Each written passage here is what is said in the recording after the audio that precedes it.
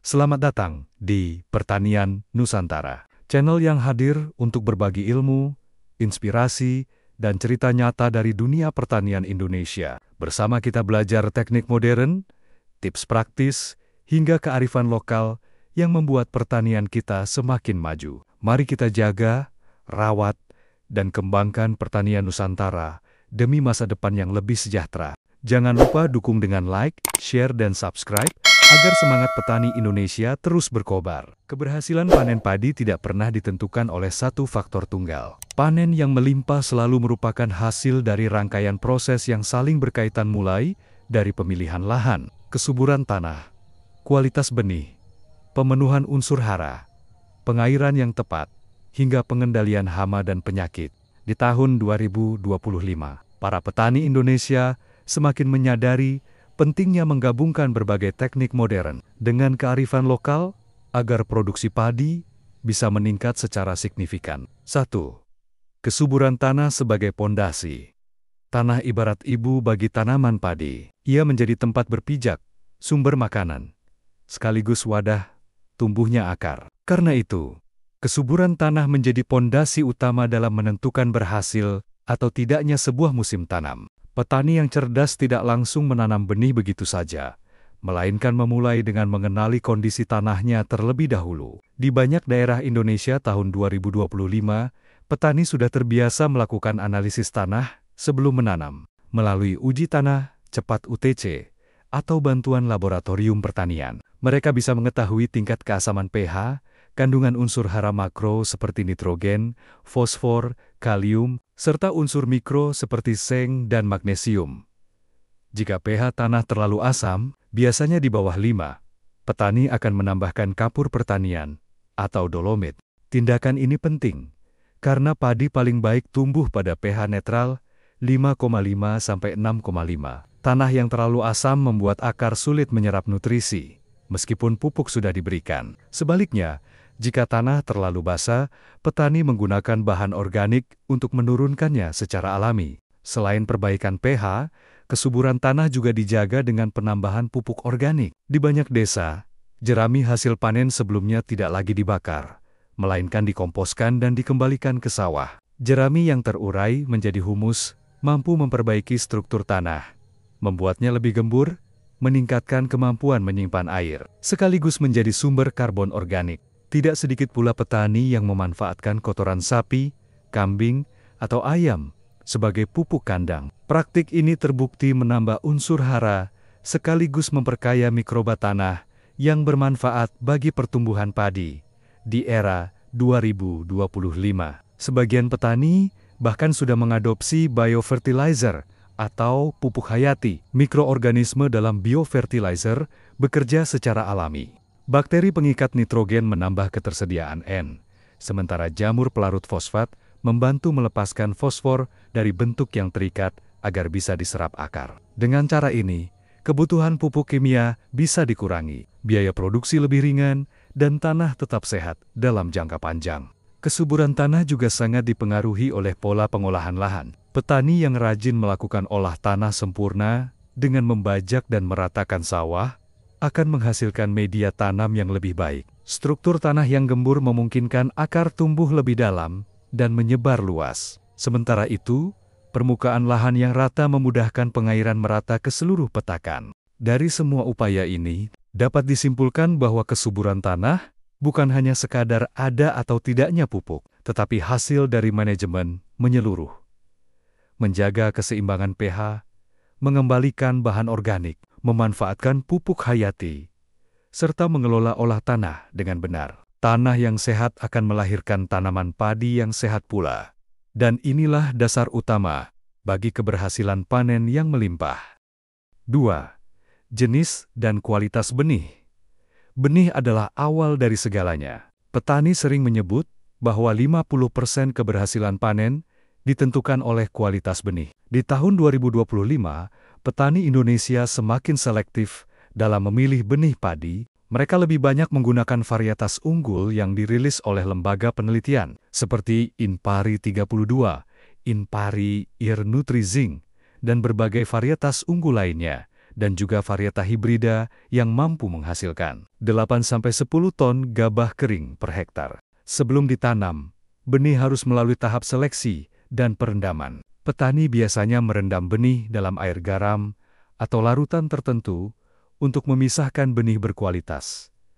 Benih yang tenggelam menandakan bernas, sementara yang terapung dibuang. Setelah itu, benih direndam dalam air bersih selama 24 jam, lalu diperam 2-3 hari hingga berkecambah. Proses ini memastikan benih lebih cepat tumbuh seragam di sawah. Tidak hanya itu, sebagian petani juga menambahkan larutan fungisida atau biofungisida saat perendaman untuk mencegah serangan jamur sejak awal. Dengan cara ini, benih yang ditanam tidak hanya unggul secara genetik, tetapi juga sehat dan siap menghadapi kondisi lapangan.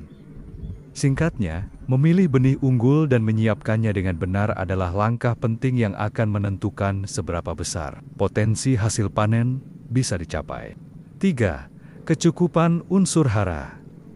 Pemenuhan unsur hara adalah kunci agar padi tumbuh optimal dari awal tanam hingga panen. Tanaman padi membutuhkan unsur makro seperti nitrogen, fosfor, dan kalium, serta unsur mikro seperti seng dan magnesium. Tahun 2025, petani Indonesia sudah banyak menerapkan sistem pemupukan berimbang, yaitu memberikan pupuk sesuai kebutuhan tanah berdasarkan hasil uji tanah. Nitrogen sangat penting untuk pertumbuhan daun dan batang. Fosfor mendukung perkembangan akar dan pembentukan bunga, sementara kalium berperan memperkuat ketahanan tanaman terhadap penyakit. Di lapangan, petani biasanya mengombinasikan pupuk urea SP36 ditambah pupuk organik atau pupuk hayati untuk memperbaiki kesuburan jangka panjang. Selain pupuk padat, kini petani juga memanfaatkan pupuk cair hayati yang mengandung mikroba pelarut hara. Aplikasi dilakukan dengan penyemprotan langsung ke daun, sehingga penyerapan lebih cepat. Dengan manajemen hara yang tepat, padi tumbuh lebih sehat, anakan banyak, dan bulir gabah terisi penuh saat panen. 4. Perawatan tanaman. Perawatan tanaman padi adalah tahapan penting setelah benih tumbuh di sawah. Di Indonesia tahun 2025, petani banyak menerapkan sistem jajar legowo, yaitu pola tanam dengan jarak tertentu, agar cahaya matahari merata, sirkulasi udara baik, dan anakan padi bisa tumbuh lebih banyak. Metode ini terbukti meningkatkan hasil panen hingga 15-20. Selain pola tanam, petani rutin melakukan penyiangan gulma, karena gulma menjadi pesaing utama dalam memperebutkan air dan nutrisi. Penyiangan bisa dilakukan manual dengan alat sederhana atau menggunakan herbisida sesuai dosis anjuran. Petani juga menjaga tanaman tetap sehat dengan pemberian pupuk susulan sesuai fase pertumbuhan, serta melakukan pengamatan lapangan secara berkala. Bila ada gejala penyakit atau serangan hama, tindakan cepat bisa dilakukan. Dengan perawatan intensif, pertumbuhan padi menjadi seragam, kuat, dan siap menghasilkan bulir gabah yang bernas saat panen. 5. Pola pengairan.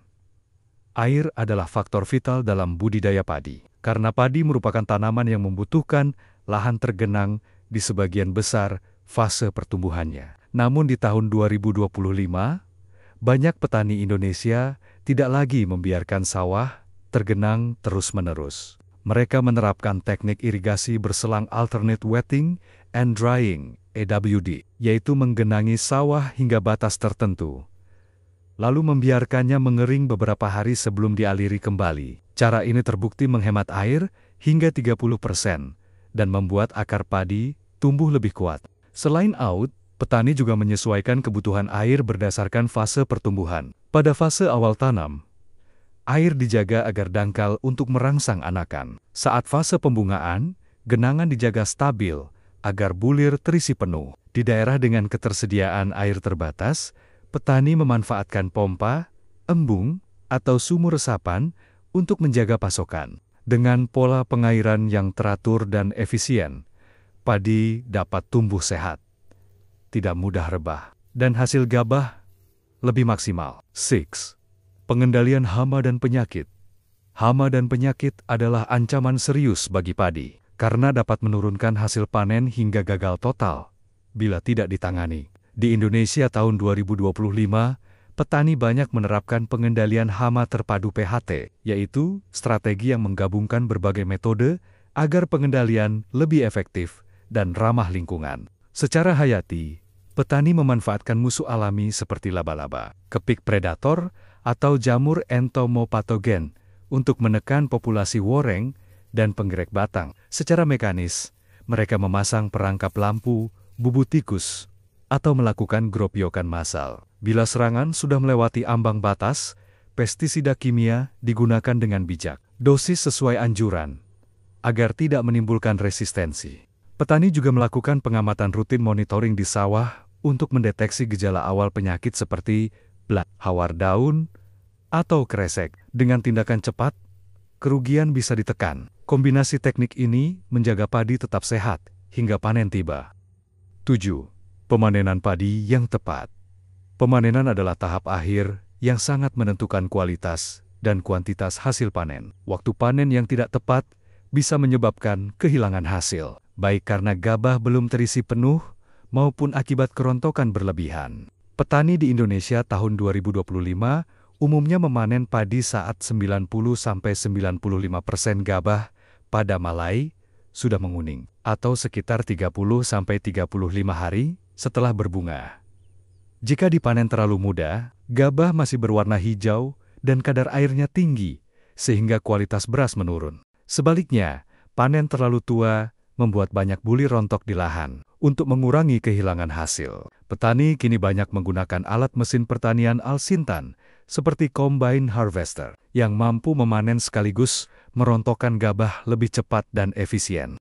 Setelah dipanen, gabah segera dijemur atau dikeringkan dengan dryer, hingga kadar air sekitar 14%, sehingga aman, disimpan, dan kualitas beras tetap terjaga. Dengan manajemen panen yang tepat, hasil padi tidak hanya melimpah, tetapi juga memiliki mutu yang tinggi. Jadi meningkatkan hasil padi bukan hanya soal menanam benih, lalu menunggu panen. Keberhasilan panen merupakan hasil sinergi banyak faktor. Tanah yang subur, benih berkualitas, pemupukan tepat, perawatan intensif, pola pengairan efisien, serta pengendalian hama terpadu. Petani di Indonesia sudah membuktikan bahwa dengan kombinasi pengetahuan lokal dan teknologi modern, hasil panen padi bisa naik drastis, bahkan membawa harapan baru bagi ketahanan pangan nasional.